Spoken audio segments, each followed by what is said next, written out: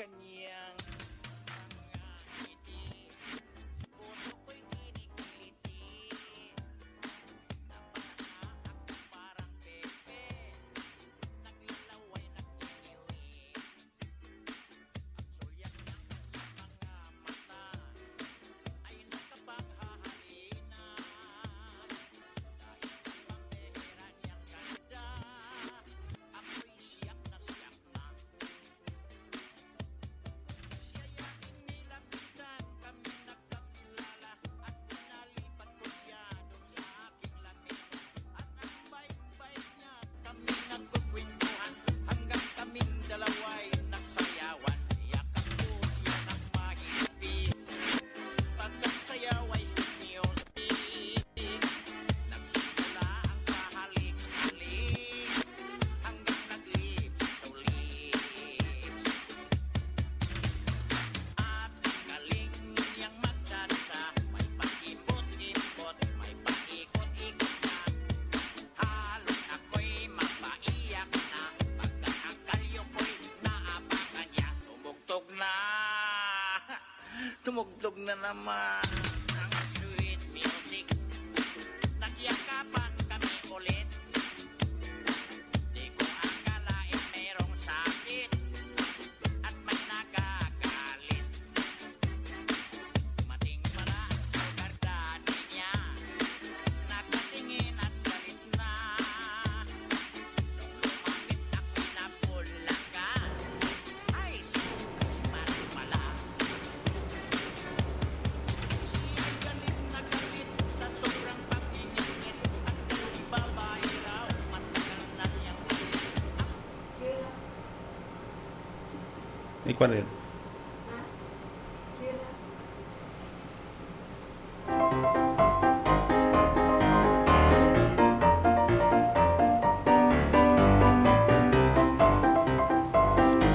Magandang gabi, mga kanikitim. Pasensya na konti because we have a problem in terms of our the connectivity, but our equipment po dito, yung kung bakit na medyo pinutol namin ng sandali para makorek yung connection ng equipment namin dito. This is the Philippine Native Chicken Web channel po. We're broadcasting live dito po sa may room 201, R&D building, Barangay Road, CPU, Haro, Iloilo City.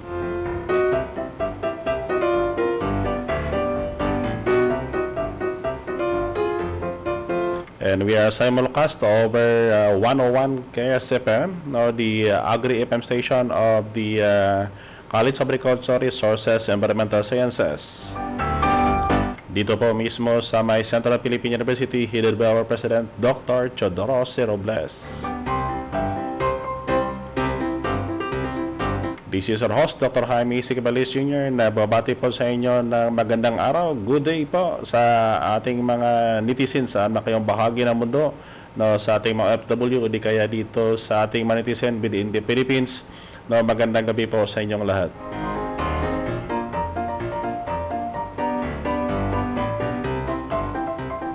This is your program. Patuloy po tayo dito sa discussion po natin in terms of the lecture series that we have, no, in terms by the farming by objectives.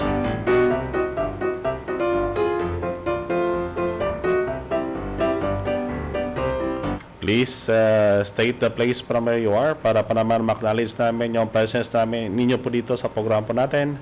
At saka po sa mga katanungan po ninyo, no, kindly state it in the comment section para masagot po natin bago po matapos yung programa natin ngayong gabi.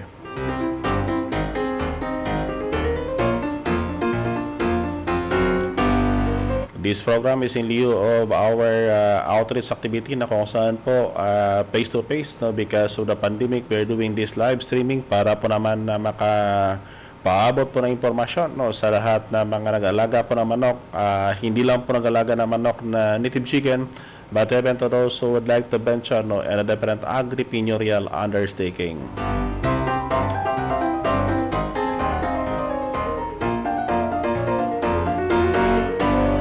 Isa kasi sa paraan namin ito para po naman na nakatulong po tayo sa ating mga kababayan na would like to venture on the different commodity in agriculture. Ang isa lang palagi sa problema natin is that pag-agriculture kasi napaka-risky ng operation. That is why that we are sharing this information para po naman na makatulong po sa inyo kahit paano po maibsan yung mga problema na possibly na ma-encounter nyo along the way when you are implementing your project. And we started discussing about the farm designing, farm planning, designing, and layouting of the respective farm para po naman na mas mapaganda natin yung operation natin. But sa ngayon po, we are still on the objective or what I call the setting of goal para po sa ating mga project na po sa ating project yan sa inyong mga respective location.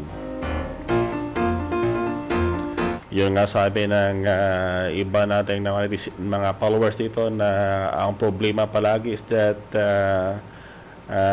inuuna mo na yung stocks bago po yung learning process, but possibly po unahin mo natin yung learning process saka yung stocking or investing in various agriprenurial activities.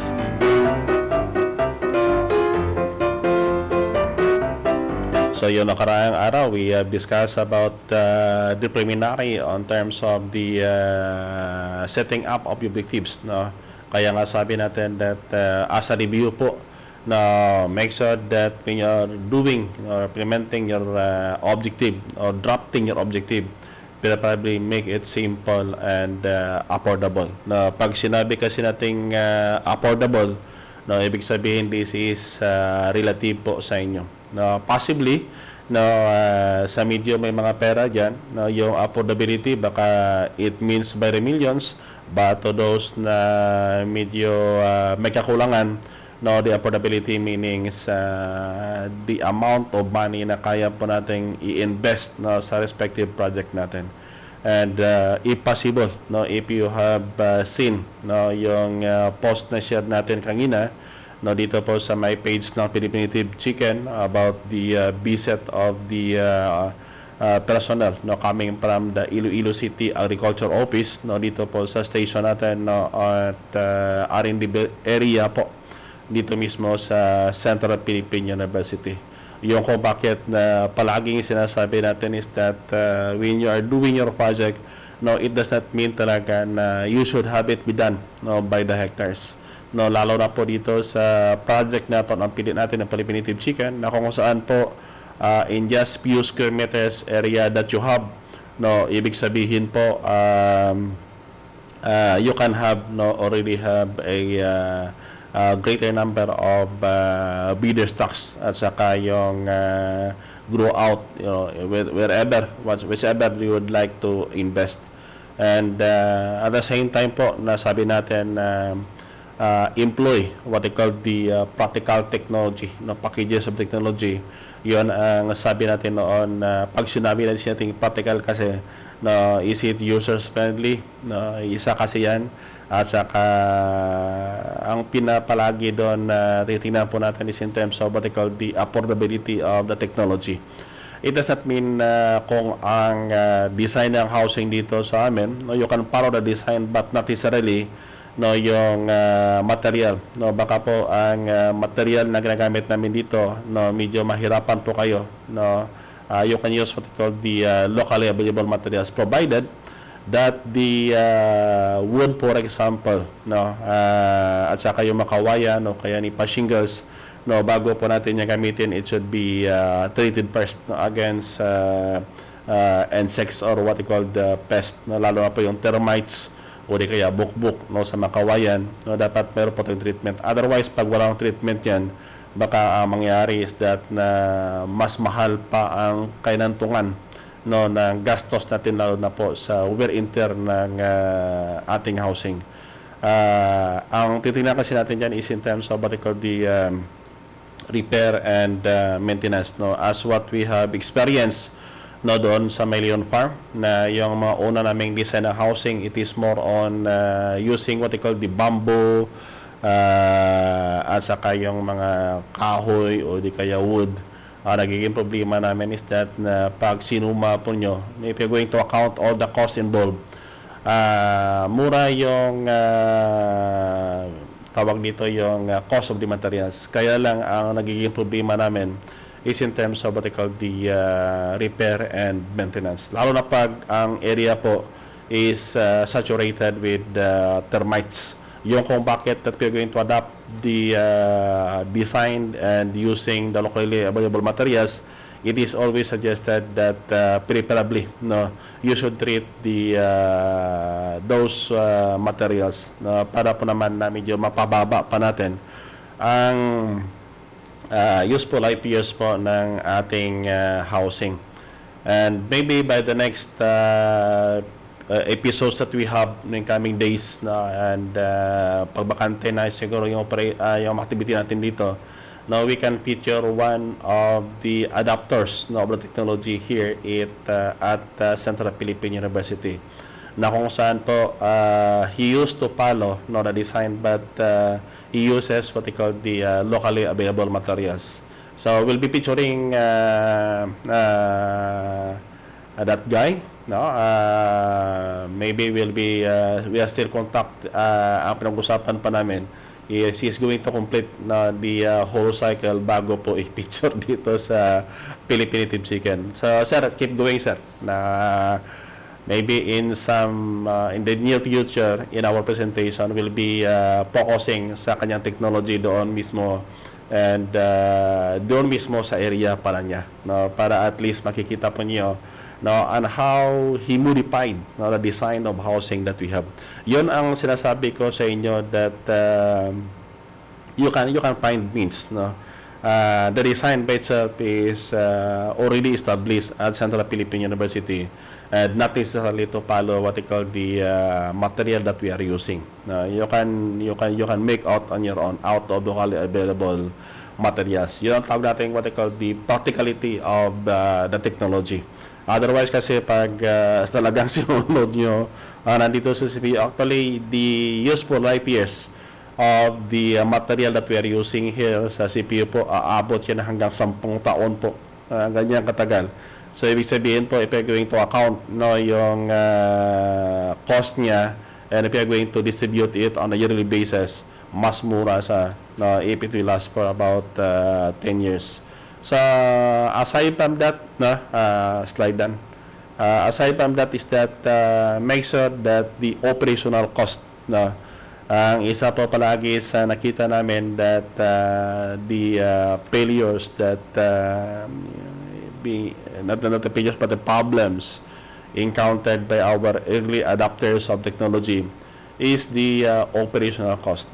Kaya nga sabi ko noong nakaraang episodes natin, that make sure na if you are going to establish your project, make sure na yung operational cost paghandaan po natin. If you're going to count for the operational cost, ang isa sa titingnan po natin dyan is in terms of the for example, engaging in animal project. Ang patuka kasi, that is one of the critical aspect. And usually, if you're going to account it, it is almost about mga 60 to 70% ng ating operation po is para po sa mga pagkain po para sa ating mga hayop. That is why that the operational cost mismo, na baka sabihin nyo kaunti lang yung number ng manok nyo, but ang isa sa consideration palagi natin is that kahit kaunti yan, but the possible cost that every day that you will be putting up. Now, ibig sabihin po, for example, you have the chicken. Now, sa manok po natin, sabihin natin, walang problema, Doc, 100 heads lang yan, 100 heads lang yan, kayang kaya yan. Pero tingnan nyo ha, why I keep on saying it. The 100 heads, for example, if one head will be consuming about 80 grams, for example, ilang kilo na yan every day, that is almost about 8 kilograms. Ang tanong ngayon, pag nangitlog yan, nagproduce ng sisiw, magkano kaya ang karagdagan? And beside yung sahod po ng tao natin, no, in taking care of the project that we have, the electricity in terms of lighting, electricity in terms of the water, no, yung ginagamit natin panghugas o painom sa manok natin. Yan kasi ang pinaka-expensive part ng operation kasi. Ang investment in terms of the housing and facilities, the facilities equipment that we have, one shot lang yan. But the operation cost, tatagal yan. And usually po kasi sa mga project related to agriculture, there is what they called tawag namin doon is what they called the gestation period. Ibig sabihin po ng gestation period, that is the time na kung saan po walang income yan. Walang income yan. For the chicken, for example, native chicken, if you are going to start at ready-to-lay, RTL, pagpalagay natin that is 4 months old. Ang tanong ngayon, kailan yan kaya mag-generate ng income? Ibig sabihin natin that is 4 months old, hintayin mo pa, dagdaga pa ng 3 months old, ng 3 months. Ibig sabihin, on the 7th month pa, siguro ka makakuha ng itlog na kung saan magandang gawin para pang incubate. Why? Because there are chicken that can lay as early as 4 months. Kaya lang ang problema natin, pag maliit yung itlog, maliit yung sisiyo. Pag maliit yung sisiyo, that is vulnerable to stress and infection. Yung kung bakit na pag maliit tayong itlog, usually what we are doing here at Central Philippine University is that those egg weighing less than 40 grams are not included for incubation. Those are the egg being sold as table egg. Ibig sabihin po, talagang pang konsumo na yan. Bakit po? It is because that the egg weighing less than 40 grams po. Kaya sabihin natin, sayang yan. But the problem that you'll be encountering later on is in terms of what they call the survival rate. Na pag maliit kasing itlog, maliit ang sisiyo, yung survival rate niya is maliit din, kaunti din. So, magiging problema mo yan. That is why that we are suggesting, for example, that if you would really like to have yung itlog na malaki na under normal circumstances, ang piliin po natin yung breeder stocks natin, lalo na po ang inahin natin. Make sure na yung inahin po natin is weighing not less than 1.5 kilograms. And half the roaster po, 2.5 kilograms enough. That is at 10 months old. Bakit po? It is at 10 months old whereby halos yung growth niya po is stable na po. Stable na. Now, if you're going to have it be done na you start on January, whereby yung edad po ng manok po is 4 months old. Dagdag ka pa ng 3 months. January, February, March. Ibig sabihin, the egg that is most viable for incubation, it is on the March. You add on another 3 months. So, March, April, May, June. June po kayo makapag-umpisa magbinta ng manok. Ibig sabihin, from January hanggang June po, walang income yan. Walang income. Try to imagine the number of months. Yan kasi ang pinakamalaking consideration natin. That is why that if you could still remember, nasabi ko dito is that if you really want to engage in this kind of project, unahin po muna natin yung mga possible sources po ng ating operational cost. Yung sahod ng tao natin, magkano kaya ang sahod? Parang ganun yun. And yung nga sabi ko na a number of participants that we have, yung kung bakit na paulit-ulit kong sinasabi yan, na kung saan po by the thousands in numbers, but ang problema at a start-up po lang problema, but the problems is in terms of the operation. Because you're expecting that you will be starting to sell dressed chicken or maybe the live chicken on June, July. But there are also some other factors along the way that may affect your productivity. Bakit po? Pag ang lugar po ninyo is situated on the area na kung saan po medyo mainit yung klima, na there is what they call, sabi nila, is a prominent dry season and wet season. Ibig sabihin po sa permanent dry season, the onset of summer yung pinakamainit na buwan, that will start from the March, April, and May. Ibig sabihin po, ang itong buwan na to po, mainit yung klima. Ang nangyayari dyan is that in terms of the egg collection, that is why that we are suggesting that if you are raising chicken at the time and then laying egg at the time, possible po collect the egg at least 3 times a day. 3 times a day. Why? Because the egg, once it will expose in the environment na kung saan po yung temperatura is more than 35 degrees centigrade. Ibig sabihin, the embryo inside the egg will start to lay egg. That is why that there are some cases, not only some, but there are cases of what they call early embryonic death. Bakit po? During the day, ang klima po is 35 and up. Paggabi, maginaw. Sa sunod na araw, ganon pa rin. Kaya nga palagi sasabi natin that if you will be collecting the egg, make sure to have it be stored under room temperature. But ang sinasabi natin room temperature, no, mahirap kasi, relative kasi yung room temperature. Can we have it less than 25 degrees centigrade? Possible by 22 degrees centigrade para pa naman yung egg po is mas magiging stable po. Parang ganon siya. Now, along that way, you started on January hanggang July pa ang first marketing mo. Try to imagine the number of months. 7 months.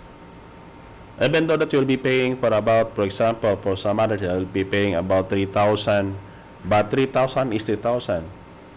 Multiply it on the 7 months. That is 21,000 already.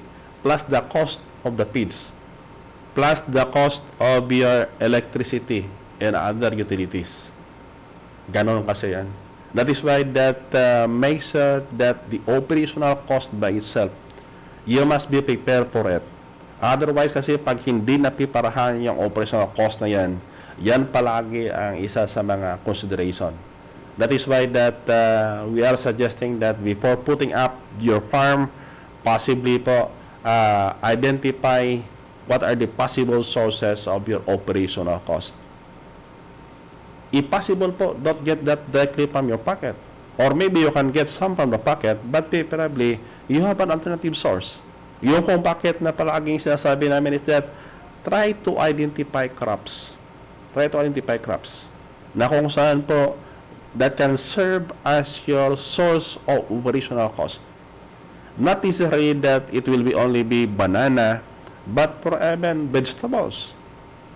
Yung palagi nga, sabi palagi namin dito is that we're going to account the possible income. Kamote lang ha. Yung kamote na ginagamit pang tinola. Tingnan nyo. Isang taniman lang yan, but you keep it harvesting it. Now, ang tanong ngayon, ilang hektarya or ilang square meter ba dapat kailangan natin yan? It depends on the market or the price of the product in the market from where you're going to sell it. Kasi yan kasi ang isa sa mga possible income na kung saan pili pa natin pagkukunan ng ating operational cost. Tandaan po natin, agriculture projects have gestation period. Yun palagi ang ini-underestimate po ng iba. During the gestation period or during the operation whereby there is no income that can be derived, hindi lang yan associated in terms of the feeds, electricity, but even the infections na possible pa na magiging add-on cost po natin during the operation. That is why that we are sharing this information para po naman kahit paano po makatulong po sa inyo. And make sure that if you found this program informative, kindly share our program to those some you know po na makatulong po tayo. Next slide, Dan. So aside from that, what we have mentioned is that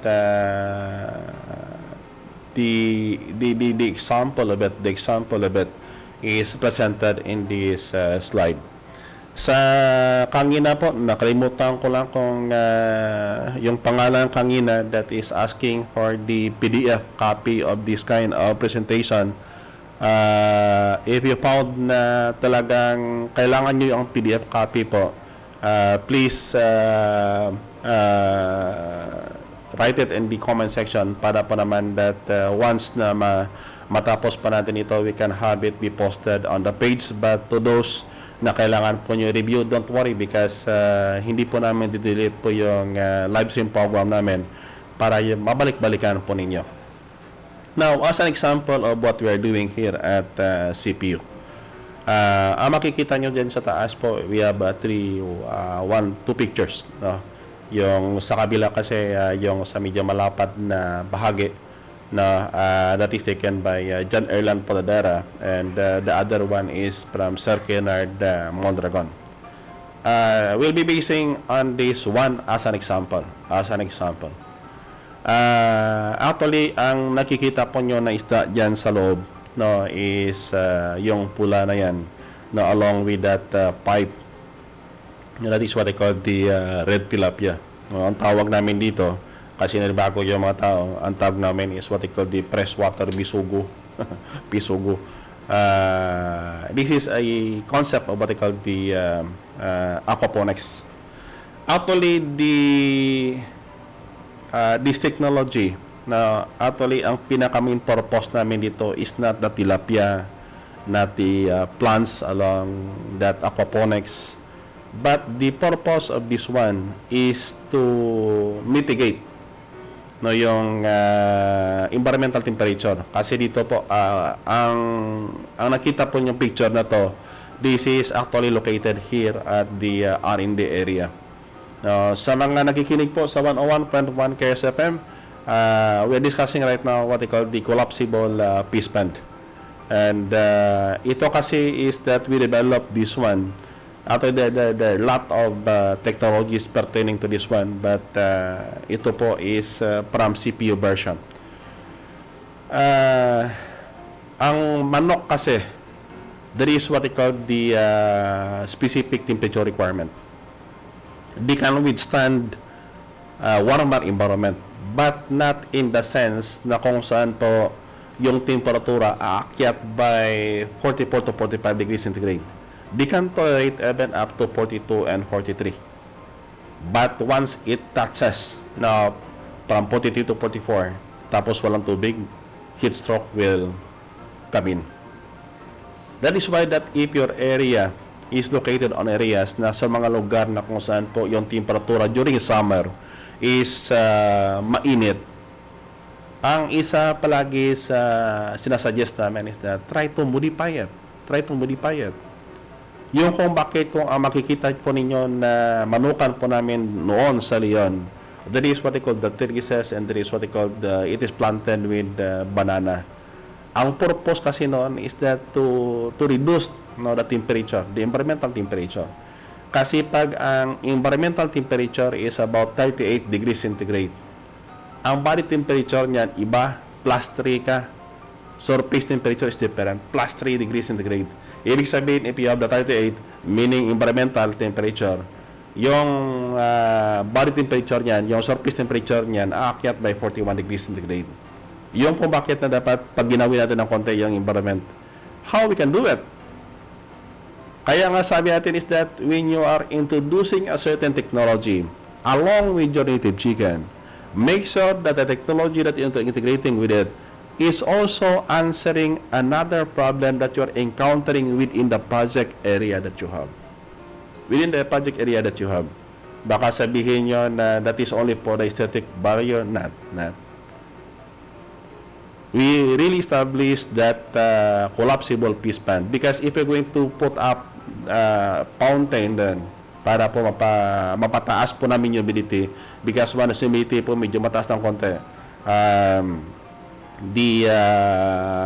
ang feeling po hindi pa malinsangan, kahit paano pa maginaw ang mapalamig niya ng konti yung environment. But we are also looking on the possible expenses. Yung kung bakit that we raise tilapia on it, red tilapia on it. Ang pinakaming purpose doon is that while we are increasing the humidity, while we are reducing the possible temperature in the place, can we add another enterprise na kung saan po we can generate another income. Yung kung bakit dagdag namin po yung ang red tilapia and further added with that pipes and a small pond yung makikita po nyo kanina. Now, as a filtration process na kung saan po yung tubig na from the pond po aakyat yan sa taas para na mag-settle yung mga dumi doon, and it will serve as what they call the source of fertilizer or nutrient for the crops. Yung kung bakit that we integrated ang crops na yan. And preferably, we are now working na kung saan po still that is on the study stage, but hoping that before March, no, we can come up with a certain technology talaga, the right technology na it is ideal na based on that aquaponics. Yun ang isa sa titingnan po natin na mga consideration along with that red tilapia in the aquaponics. Now, we are also adding what they call the siling labuyo, or what they call the native hot pepper. Siling labuyo, yung maliliit. Now, ano ba ang advantage nun? Because siling labuyo, no, kasi seldom you can find siling labuyo. It is planted on the aquaponics na hindi gumagamit ng lupa, tubig. Now, this is what they call the potting media, and right now we are studying the appropriate potting media, the combination of the potting media para pa naman na paganda yung pagtubo, no, grow po ng ating tawag dito yung siling labuyo. Alam nyo kasi, ang siling labuyo, if you're going to prepare tinulang manok, kailangan po nyo ang dahon ng siling labuyo. Bakit? Isa kasi sa mga ingrediente niyan. So, pag you're going to prepare tinulang manok, may dahon ka ng siling labuyo, papaya, at saka salay, or what they call the lemongrass. Okay na yan. Huwag mo kalimutan dagdag doon yung manok. Baka problema natin, baka nandoon ang lahat ng ingrediente mo, ang kulang talang manok. Yung kung bakit that we try to integrate that one, bakit mo para at least yung manok mo, if you want to prepare tinulang manok, no, you can have it be ang hindi pa namin time dito is yung papaya, but hoping that the next days, no, we can plant papaya para at least pagpunta mo nito, if you want really to cook tinulang manok, no, mayroong dressed chicken, may kasama na yung papaya, daon na siling labuyo, at saka yung tawag dito, yung salay, or what they call the lemongrass. And besides siling labuyo, no, yung bunga mismo. Ang bunga mismo niyan is one of the good alternative to antibiotics. And that is what they call the phytobiotics. Study shows that it is antimicrobial. Yung kung bakit na tinanim po namin dito. Kaya nga sabi natin that in the integration, every crop that you're integrating with native chicken have its own specific purpose. Ang saging po, nandito pa rin. May saging pa rin kami dito. Because that is one of the essential ingredient sa manok po namin. Yung saging kasi yan. Palaging kasama yung manok para you can prepare what they call the inubarang manok. Hindi hinubaran ha. Inubarang manok. Ang ginamit po yung pinaka-middle or the soft part of the banana. Yung sa stem niya mismo kinuha at saka ginamit para po sa manok. So, those are what they call the procedure that we have. Now, back down to slide. Now, the area even you can integrate what they call the ornamentals. Ibig sabihin po that aside from the red tilapia, siling labuyo, and add with what they call the ornamentals. Isa kasi yan sa mga titingnan natin is that pwede din na-integrate natin. Ang hindi lang kasi nakuha na picture, yung ornamentals sa badang taas po. Kung makikita po nyo yung sa ilalim na pond na yan maliliit na may mga pet bottle, no, yung dahon na yan makikita po nyo, part niyan is what they call the ornamentals. So, we are looking that we are not only on the process na kung saan po, ang tawag kasi doon is edible landscaping. na kung saan po yung tinatanim po natin is that it can be consumed. But we're also putting up, integrating what they call the ornamental on it, because ang titingnan po kasi namin dito is that the rice hull po, no, from the housing magamit po natin as the potting media para sa mga ornamentals po ninyo, and even for some others purposes na pinibinta. Actually, the collapsible pond that we have, no, ang dimension yan, we are using what they call the pond liner. But for some other areas, siguro na maybe in the absence of what they call the pond liner, yung itim na yan, na makapal kasi yan at saka matibay. No, you can use what they call the tarpaulin or maybe the trapal, but hindi naman siya ganoon yung useful life years niya, hindi naman ganoon kahaba compared with the pond liner, but kahit paano po. Usually po, ang ginagamit pa namin dito, the pond by itself, that is about mga 5 meters na yung haba niyan, ang haba niya, and yung taas kasi niyan is about 1 foot, no, about mga 1 foot and a half, about 45 cm, no, ganun po kataas yan. And the width of it is yung more than 1 meters, about mga 1.25 meters, no, yung width niya.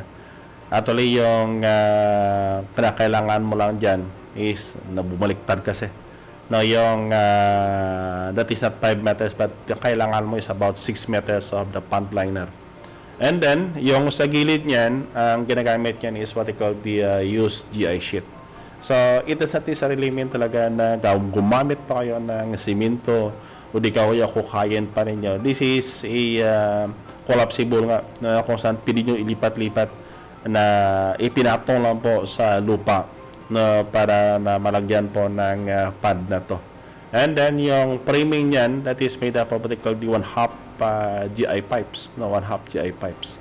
So yan kasi ang frame niyan para po naman na hindi sa mabuwal, no, epebed na may tubig kasi mabigat din kasi kahit na sabihin natin that the water level by itself is about mga more than 30 cm, but holding the volume of water mabigat din kasi. That is why that we are putting what they call the 1/2 GI pipes, no, as the frame along with the side on it, using what they call the used GI sheet.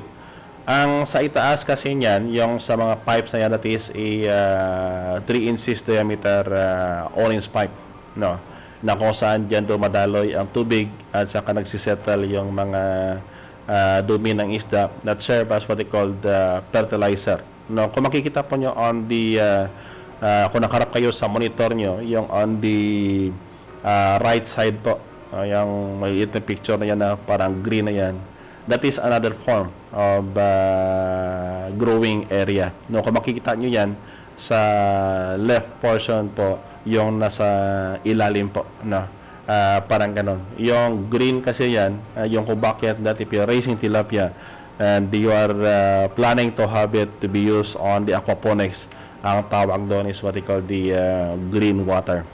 Parang ganon siya. And then for the growing container, we are using what they call the sa preliminary findings po na mga estudyante namin dito at Central Philippine University, pumapakita po na yung 1.5 liters na PET bottle mas maganda sa gamitin compared than those PET bottle having an 8 ounce na PET bottle. Mas maganda ang tubo po ng siling labuyo. And that is now the preliminary findings that we have. But we are now working on the possibility of putting up a parang tire. Na ibig sabihin, there is what they call the ground floor. No, pinaka-ground floor niya is my second floor, my third floor, and even fourth floor, and even fifth floor. It depends now on the integration. Ang ibig sabihin natin is that the creativity that we have, even though that, as I've mentioned, that you can start on the few square meters, but you can have it be multiplied by 2, 3, 4, and 5. Ibig sabihin po, we are adopting what they call the vertical farming system. Otherwise kasi, given the pandemic, no, and right now, Now, there are some reports that in some other areas of the globe na experiencing what they call the second wave no, of the COVID-19. And there are other cases na kung saan po the presence of the new variant no, of the COVID-19. So, keep safe po sa ating mga kabayan dyan sa labas ng Pilipinas na konting ingat po tayo dyan. No? That is why that we are developing this kind of technology po. Alam po natin na hindi po lahat tayo pinayayaan po ng malawak na lupain. Hindi po tayo lahat pinayayaan po ng malawak na lupain. So, yung kung bakit that in a few square meters area of land that you have, pwede bang can we have it be done more productive? And not only productive, but possibly we can have it be done to be a profitable one. Profitable one. Isa kasi yan sa palaging consideration natin. Yung kung bakit that we are sharing this kind of technology. No, because ang operation cost, kaya nga sabi ko hangina, is that sobrang laki kasi. No, when you're operating in different project. Lalo na pag there is what they call the gestation period. Okay lang kung ang gestation period, it will last only, for example, if you're going to plant pizza, for example. Yung gestation period ng pizza kasi from seeding no, hanggang maibenta mo is only 2 months. So, ibig sabihin po, the next 2 months, wala kang kita. Yung kung bakit that what other gardener na is doing is that na every week they are planting pizza or they are planting any crops para po naman pag nag-harvest siya, every week there is what they call the harvest. Naalaw kasi yung technology na yan is what they call the strip cropping applied, I think that was in Vietnam, if I'm not wrong, that is in Vietnam na kung saan po in a limited area po, tanim sila ng palay na every week they're planting it para every week din harvest. Para at least there is what they call the continuous supply of palay.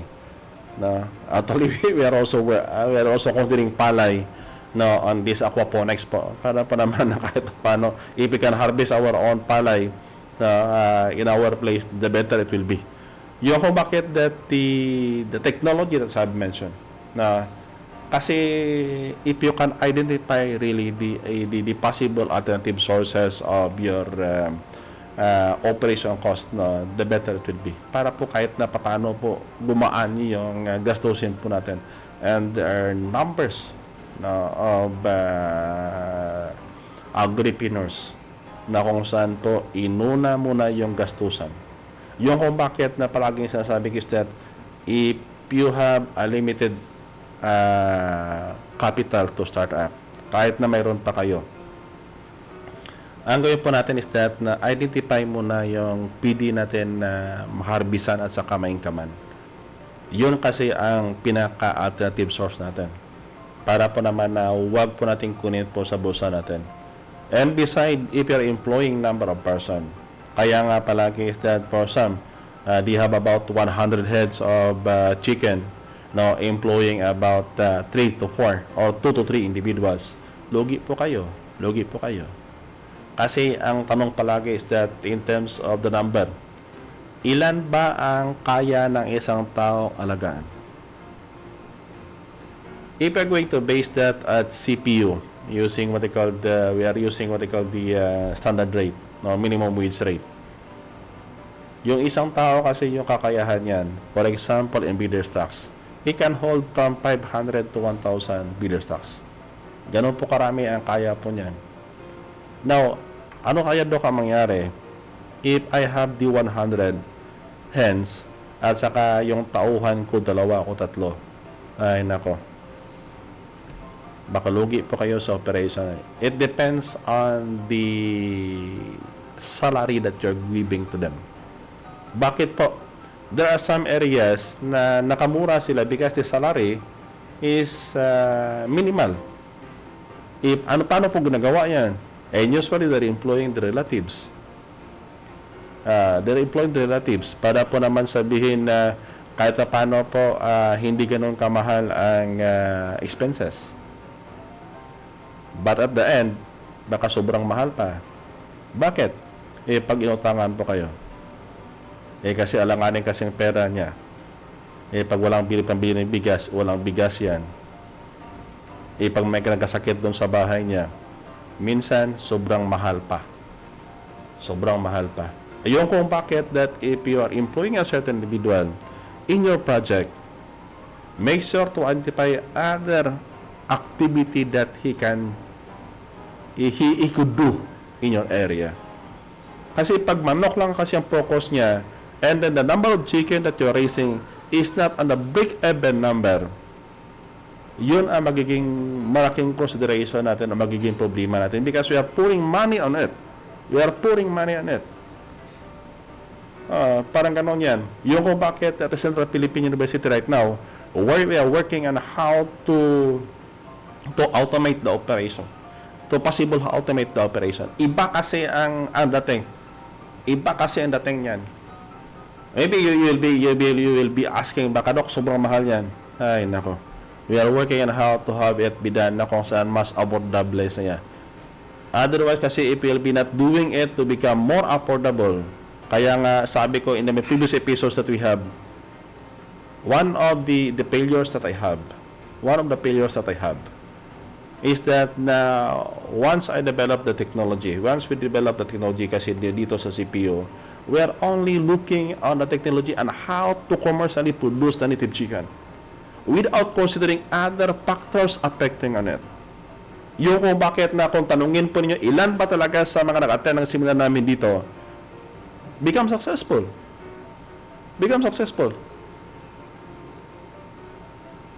If we are going to account how many percent of the success of the project is attributed to the packages of technology, all I can say is that only 20%. And 80% is dependent on your management. Kahit gaano kaganda ang technology, but if the management will fail, sira na. And that is where the adapters fail. Yung kung bakit that right now, even at CPU, we are aligning our operations.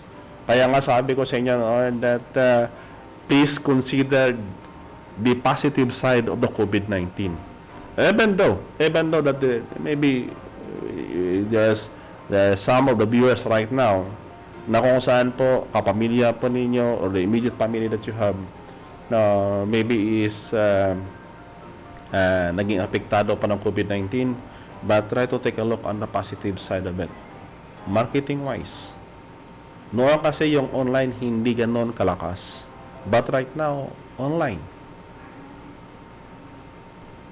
And beside na sabi ko palagi is that this COVID-19, there are a lot of positive in it.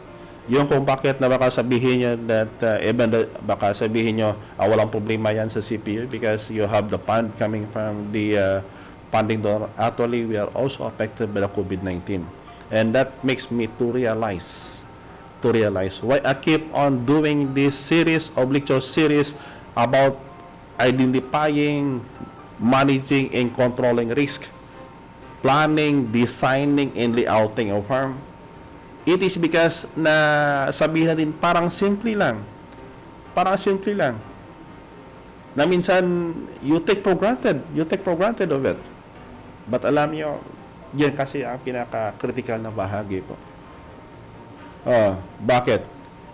The objective that we have in raising the chicken, it does not end na sabihin natin that I want the technology from Central Philippine University kasi maganda because this is an emerging technology.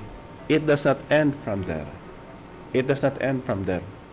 Yung kung bakit na ako tanungin po ninyo during the COVID-19 when we are selling our product, identifying where we should be market the native chicken. Alam niyo, it only comes to realization. The racers, for example, could earn using what they call technology coming from CPU. The profit can be as high as 50 pesos per head. It depends on the mortality level that you have. Maybe as low as 20 pesos. Again, it depends on the mortality and how you manage your project. But you know, the greater profit does not end there in the production. Doon yan sa marketing and processing. We are selling, for example, the 850 grams to 900 grams when we're going to have it be dressed at 275 pesos per piece. Alam nyo kung magkano pag inihaw yan? Umaabot yan from 375 to 400 pesos per piece. Per piece yan. Ano ngayon ang implication niya? Ano ngayon ang implication niya? If the chicken have a production cost of about 150 to 170 and gaining from it on the process side 370, how much is the margin? Even though that you'll be facing also risk along the way, but how much is the margin? That is about 200 pesos. 200 pesos. If you're going to trace back your operation from the level of profit that you'll be deriving and the number of heads of your bidder stocks na dapat alagaan po ninyo, imagine the 50 pesos that you have. The 50 pesos that you have. Comparing it now with that 370 and production cost of about 170. Kung kumita po kayo ng 150 pesos, ng 100 pesos, ibig sabihin po, for the 50 pesos, para malibel mo doon sa 100, ibig sabihin po, double the number ng bidder stocks nyo. Anong implication yan? Pag dumami ang bidder stocks po ninyo, automatically the number of personnel that you are going to engage in your project, the operational cost that you'll be engaging directly in your project will increase. Will increase. Yung bakit na pag dumami kasi yan, as the number of personnel that you have in your project, dumami na dumami yan, lalaki at lalaki ang problema po ninyo. Lalo na po sa ating mga agripreneurs, not all of the agripreneurs or not all of those who engage in agripreneur and taking have the ability to manage personnel. Have the ability to manage the personnel. Alam nyo kasi if you're engaging number of people in your project, siguro, di ko alam kung you are in conformity also with me, na halos lahat po sa atin, we establish the project. Ang main purpose po natin is makatulong po tayo sa ibang tao. Diba? Parang ganon yan. Na palaging sabihin nyo sa mga tao nyo, I have the job, ganito, and I know that even not engaging in this one, na mabubuhay din ako. And that is, ang project na to, establish natin to para na makatulong po naman sa inyo. Tandaan po ninyo. If you are engaging in the project, separate the philanthropic work that you have and the profit activity, proprietary activities that you have. Pag sinama yung dalawa na yan, na kung saan profit and philanthropic way, lugi po ang operation po ninyo. Lugi ang operation po ninyo. Hindi lahat ng tao na na-employ sa project nyo have the same goal with you. Have the same goal with you. Many of them, not all of them, many of them, not most of them, they are working because of their salary only. Whatever will happen to your project, it is you as the owner who shouldered all the risk. Yung kung bakit na palaging sinasabi ko, the number of our participants. Kaya nga sabi palagi ko dito in the live stream that I have, I know that for every success that you'll be having in the near future, Central Philippine University will be part of it. But for every failures na ma-encounter pa nyo in the near future, baka yung pagsisihin yan, ako po. Ako po. And I realize that one. Kasi minsan may isang seminar ako na-attend. Sabi sa akin, Doc, this is what they call the on-the-spot question. I could answer all the questions related to the packages of technology. But nagulpihan na yata ako doon sa tanong niya. Sabi niya, Doc, how many % of those who attended your seminar become successful in raising native chicken? Alam niyo, napaisip ako agad. Di ko alam kung anong masagot ko. First, na naging problema namin is that for the station like us, it is our mandate to develop the technology. Once we develop the technology, it is upon the adapters to follow it. Ganon kasi ang naka-inculcate sa mga isip namin.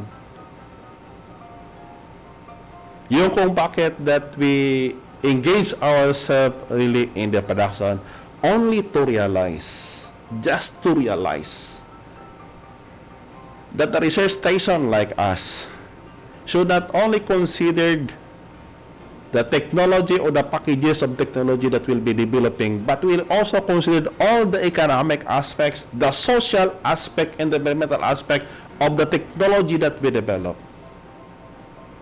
Yung kung bakit napaisip ako agad. And that is why that during the COVID-19, it is for me just to realize talaga. I know that the person behind to be blamed, if ever a commercial racers na will fail, isa na po ako. Kaya nga, we are doing this lecture series po. I know that there are number of you right now, along with this live stream program that I have, attended various seminar and webinars. Not all of what the speaker is telling you is gold or diamond. There are some hindrances, there are blocks along the way, there are risks that you will be facing in the implementation of that project. Yun nga sabi ko is that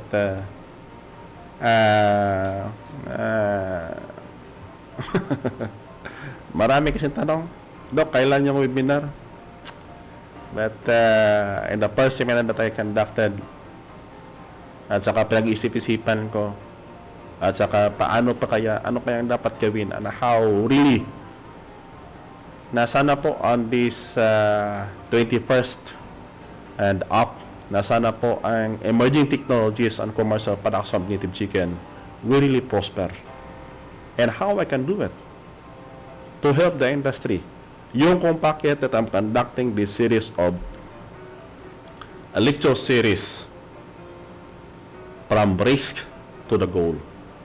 Kasi sa nakita ko, ito kasi ang kulang.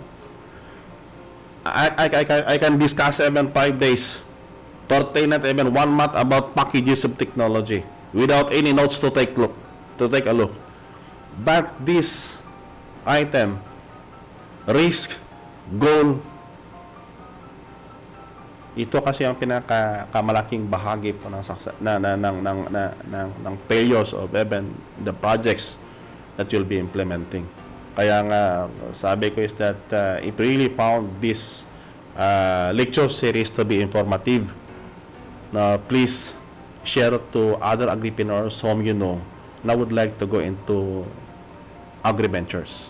Not necessarily the native chicken, but even for other crops.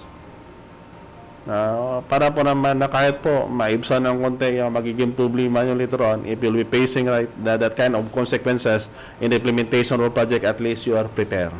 You are prepared. Yung kung bakit sabi ko is that the operational cost, the number of personnel that you will be engaging in your project, and the number of chicken that you will be taking care, pag hindi yan umabot na break even, lugi po kayo. Doon pa lang lugi na kayo po. If I could still remember, sabi ng isang FW sa akin, seaman, sabi niya, Dok, pag nandito ko, ay sobrang ganda ng mga manok ko. At saka sobrang dami ng sisiyo ko. Pag bumalik ako sa barako, pag uwi ko, kaunti na yung manok ko. Parang ganon yan. Parang ganon yan. So that is why that we are discussing it right now. Para kahit po paano, maliwagan po tayo that in this kind of project, not all diamond in globes nandoon po.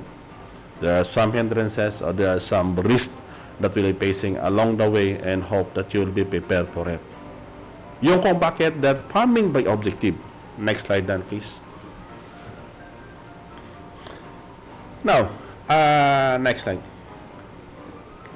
Establishing farm goal through target income. Target income. Ang karamihan kasi ng mga nag-engage po sa project, they are not considering income or what you call the bottom line. Kahit nasabihin natin that they also considering bottom line, but ang tanong ngayon, have you quantified the bottom line? Have you quantified the bottom line? Isa kasi yan sa consideration natin. If you're going to quantify it, magkano ba talaga ang gusto nyo na ma-earn in your area? Yung kung bakit na, if you could still remember in the yung mga unang episodes namin sa Native Chicken dito na kung saan i-family na kung saan po earning as much as 500 pesos per square meter per month yan. Not per month, per every 3 months. 500 pesos. Alam nyo sa palay, producing palay for commercial purposes and not for seed purposes. Ay nako, try to compute it.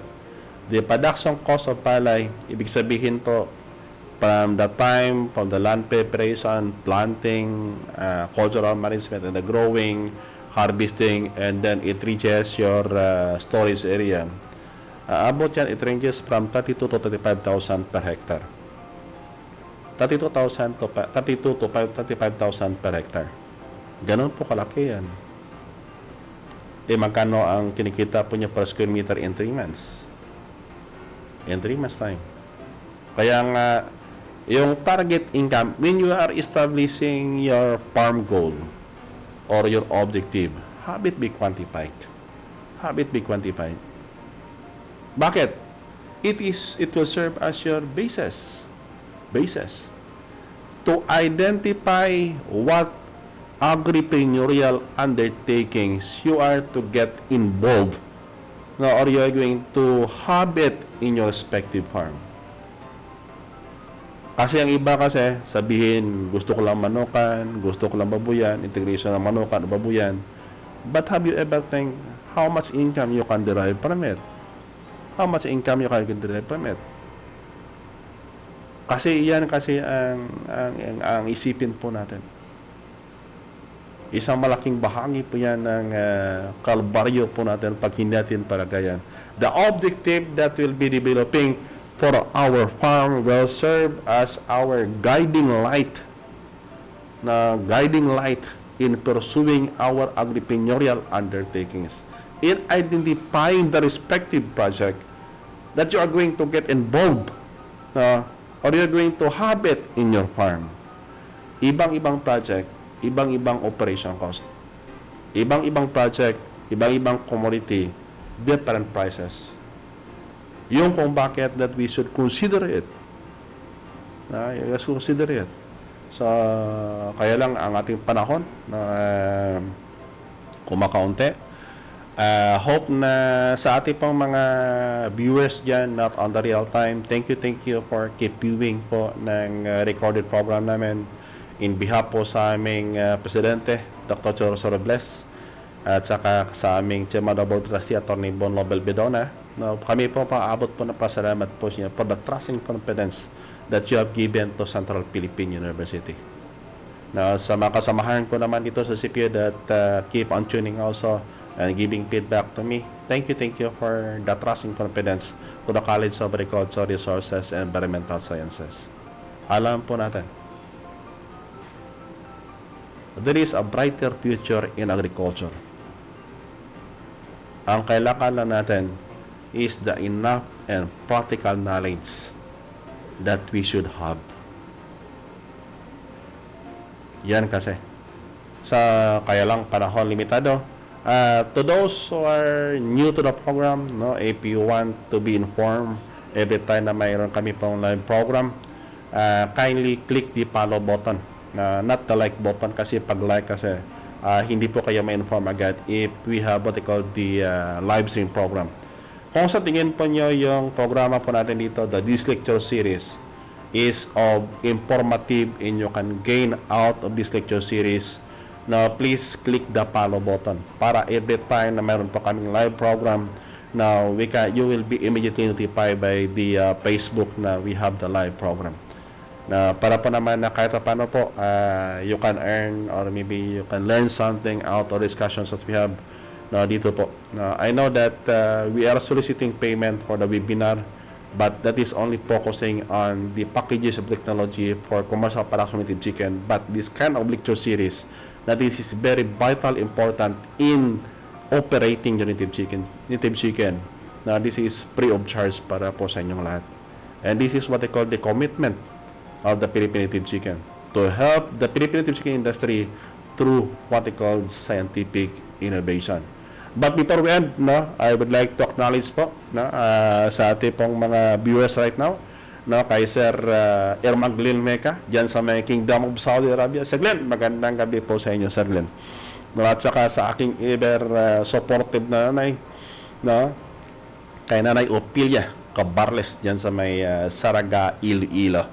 At saka sa aking sparring partner on the radio program over the YRI, and DYOK Action Radio, sa ngayon po medyo ang pakiantay lang sa amin. We'll be back hoping that by February Sir James Earl Ogatis na makabalik po kami sa ere over DYRI and Action Radio DYOK, and kay Sir Job Pirulino dyan sa Miagao Organico Farm sa may Barangay Palaka na Miagao.